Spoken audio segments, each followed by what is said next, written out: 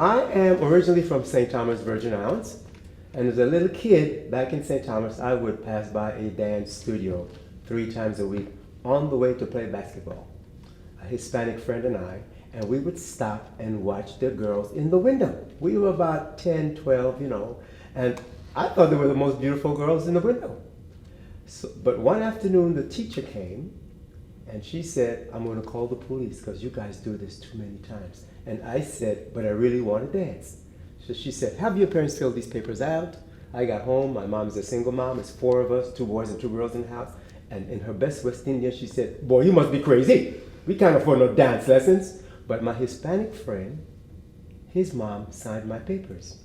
So I had a scholarship because of her for my first 6 months of dancing. I was in there loving it with the girls. And now this was tap and jazz and African.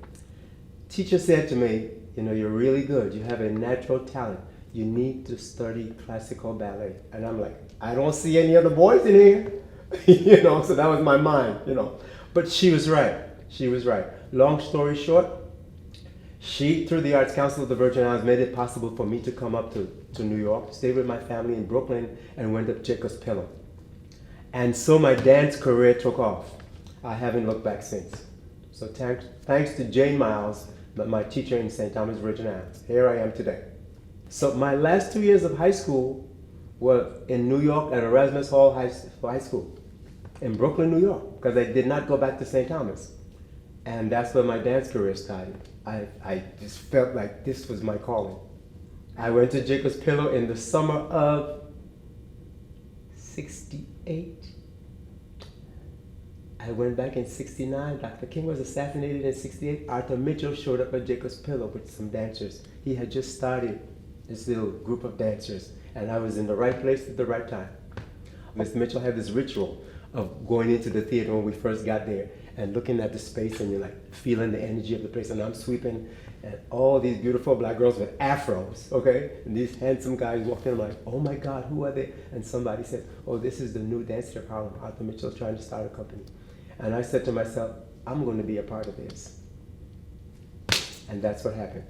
I asked to take class one afternoon. They were there for like 4 days.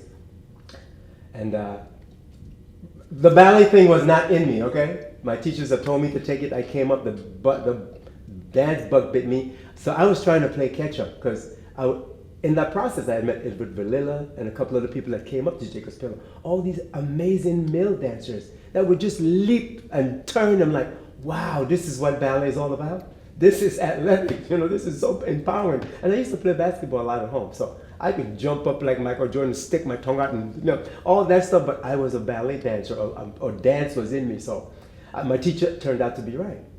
So I felt like I had to catch up. Mr. Mitchell said, if you're ever in New York, come to Harlem and, we started in the Dance Theatre. And I stayed with my family in Brooklyn, New York. I went to Erasmus Hall High School. I found Mr. Mitchell and I went up to Harlem. And I was focus driven. That's how it started.